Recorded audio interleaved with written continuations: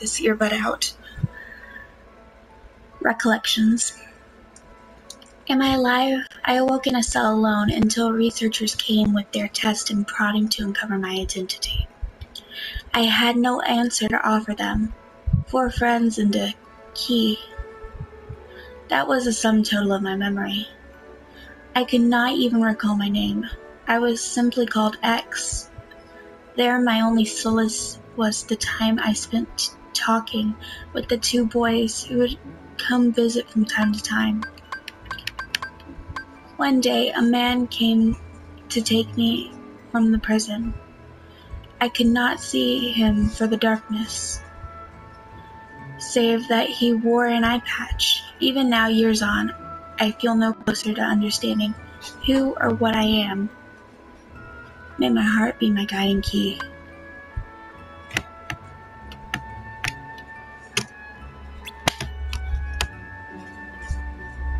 Markham Mastery Journal.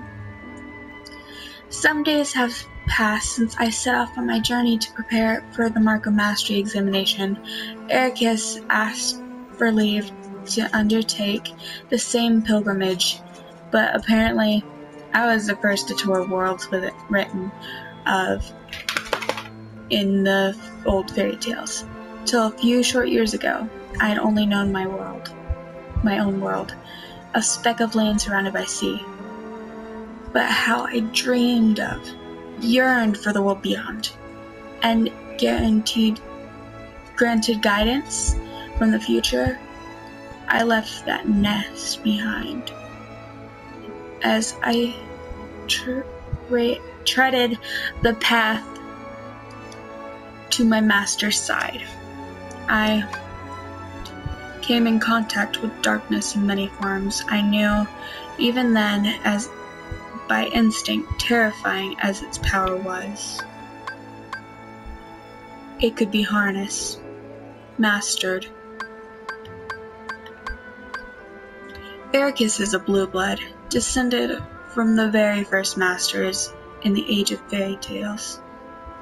But I did not come this far to indulge in auditation. I will be his peer, his equal, and to do that I must learn to wield the power born from both darkness and light in proper balance. Xehanort. Okay.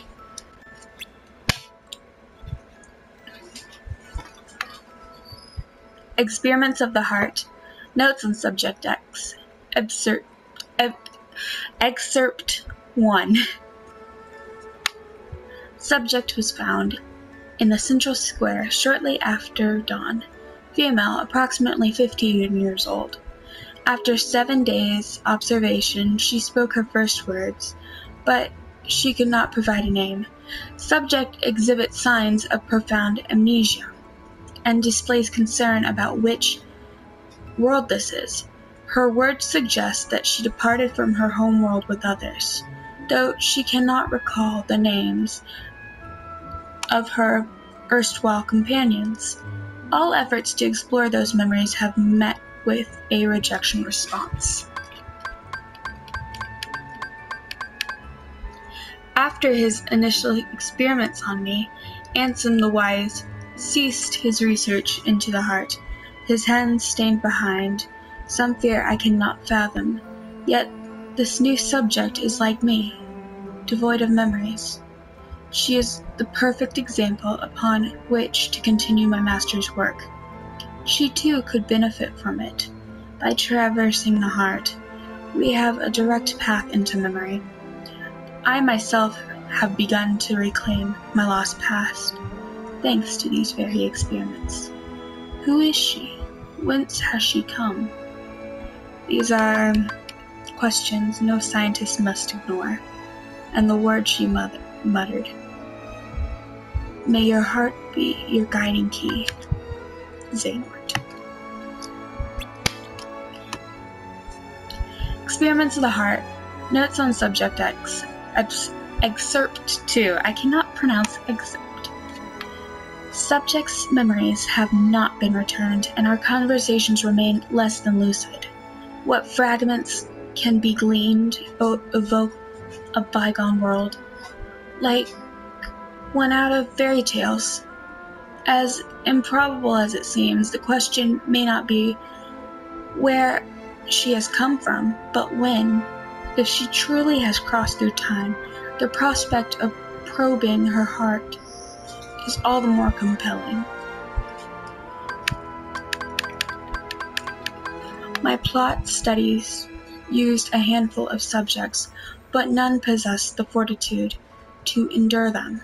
Ultimately, all suffered mental collapse. I knew it would be a heavy blow to lose a subject as unique as she. Upon discovering the test I have been conducting, my master demanded that I cease my work immediately and destroy what research I have compiled. Worse still, he has ordered the release of my remaining subjects. She is gone. Where's Subject X now?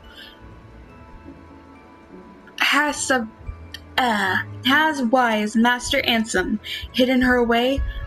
Whatever the case, I will not be deterred. I will take her place as the first subject in the grand experiment to come. Xehanort. This is my first time reading these. I did scroll through them just to get rid of the notification marks, but I just got some of these tonight. So yeah. Memoirs, Excerpt 1. Is this Subject X? I think it is. No, it's Syax. Okay. Memoirs, Excerpt 1. That castle is a wonderland to us children. Within its walls, Ansem the Wise conducted his research, and the fruits bore allowed everyone outside to live in peace and happiness. That alone was enough to stoke our interest, though not all of the rumors that escaped its walls were so benevolent. By night, the muffled sounds of human wails emerged. There was a talk of dangerous human experimentation. Lee and I couldn't help but hatch a plot to steal inside and state our curiosity. The two who stood guard at the gates were researchers themselves, though you wouldn't think it to see them. Massive and barrel-chested as they were, and slipping past that duo was only the first hurdle. It proved one not easy cleared. We were found and tossed out on our ears, time and time again.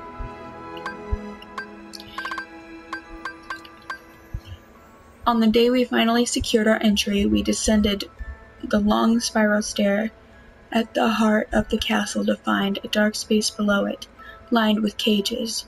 There wasn't light enough to see if they were inhabited, and we were in no position to call any occupants within. Yet we could feel it, a definite presence. There in the black, terror washed over us, and we immediately regretted coming. But just as we turned to flee, we heard the faintest of voices. The urge to run was nigh, overpowering, but someone or something beckoned us on. There, framed by a tenuous silver light, we found her. Syax. Oh, my goodness. Memoirs, Excerpt 2. It was too dim to make out her features. We spoke to her in hushed whispers. Who was she? Why was she imprisoned here? She had no answers for us, had no memories at all. She was an enigma, but I knew I wanted to help her.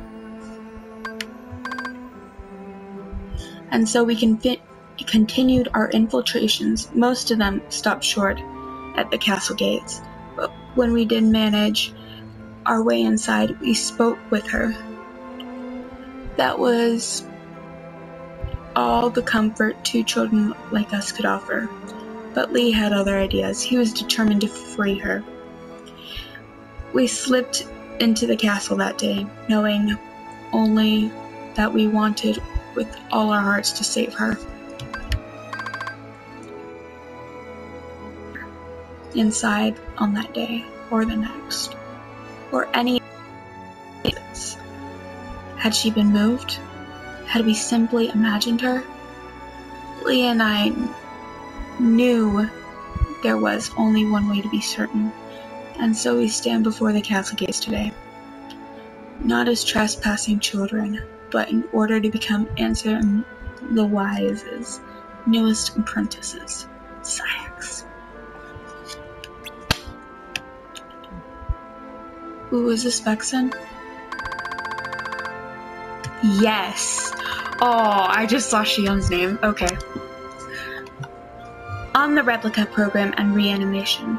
Following my erasure and my recompletion as a human, I did not awaken right away. Perhaps the damage was exceptionally grave. Even after waking, I remained in bed, pondering my next course of action. In my work on the replica program for the organization, I produced some 20 vessels. Most of the early results were failures. Not one of them granted a number.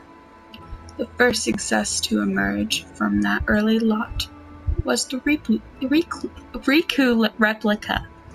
Subsequently, Shion, number 1, was essentially indistinguishable from a natural human, though she became unstable due to the influence of others. Using this too as my foundation, I worked to construct a number of nigh-perfect replicas. But as they neared completion, my efforts were cut short. I suspect Xehanort aims to use both the initial lot as well as the unused replicas from my later work. I arose today and decided to walk out to the square, my first outing in some time. Yet my stroll was interrupted. A surprising visitor emerged with an unexpected offer. Though younger than me, he'd risen to become Xemnas' right hand. I accepted his terms and became a nobody once more. Easier to gain access to the old replica program that way. Whatever it takes to atone. Vexen. Okay. Real organization. Is this still Vexen? Yep. I'm sorry. That noise. The real organization. Xehanort seeks to gather 12 vessels, which together with this true, actual self he considers a real organization 13. Now that he has the numbers he needs, Dimix and I are being treated as reserves. Several others who served Xemnas in the old organization have followed the same course as mine, electing to abandon their humanity and rejoin the real organization as nobodies. But not Xemnas. Xemnas cannot exist in the present because there is already a Xehanort here. An old man in charge. The old man's humanity prevents his heartless and nobody. Others vanquished in the past, and his younger self from denizens of this time. To circumvent this, Xehanort is using the prototype replicas I created in the past as containers, plucking his other selves' hearts from the time they existed. Xehanort ordered me to refine the prototypes to make them closer to the real thing I created, so they may house true flesh humans. Suits my own purpose as well. All that remains for my atonement is to devise a way to pass on as many of the many vessels as I can to those who truly deserve them. Vexen. So this explains why he does help Roxas and Naminé, and I I really don't know about Shion, because I haven't read the Ultimania stuff about that yet, even though it's out. I need to read it about Shion, but from what I've heard, she's Shion from the early days of the organization. So, there's that. I guess he could possibly transfer Shion to a new body. Or, yeah, I'm confused. I'm very confused by all this. But yeah, I'm sorry, I hit my microphone. He can take, the replicas and basically work on them to make them more human-like. That's really interesting to see. Well, I guess it's kind of like, a tune-up on a car, I guess. I'm sorry, this is the weirdest comparison. Or, like, upgrading to the new version of Windows. I am sorry. Okay, next one. Okay, I think this is Ansem. No, it's Ienzo. Okay. Ansem code. I have no clue how to pronounce that word. Conspectus excerpt 1. I have poured over the data my master entrusted to Riku. Here I offer my preliminary conclusions. Within Sora's heart, there are 3 compartmentalized boxes, each containing the heart of another. One box holds Roxas. Another holds a second heart that has been with Sora nearly as long. The third has held its heart for much longer. These hearts have melded with Sora's and no longer have voices of their own. Any attempt to mechanically extract them could prove as dire for Sora as what caused him to become a Heartless in the first place. First, a vessel for each heart must be readied. Then a spark of some sort is required to induce its awakening. Obviously, the ideal solution is to restore each heart to its own body, but whatever the case for the 2 unknown individuals, Roxas possesses no such thing. The same is true for Naminé, who we believe resides in Kairi's heart. Still, if alternate bodies can be secured for them, all their hearts require to be awakened is that spark. People they cared for, and who cared for them, who can show them the way home. I'm sorry.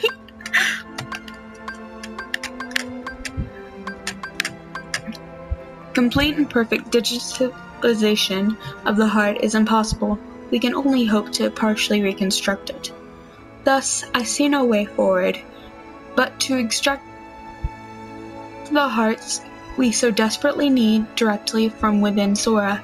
Fortunately, the data stored in Twilight Town contains a near-perfect records of the memories of those who lived there, and for Roxas and Naminé especially, this is crucial. So that explains a lot how, so the bodies are blank, right?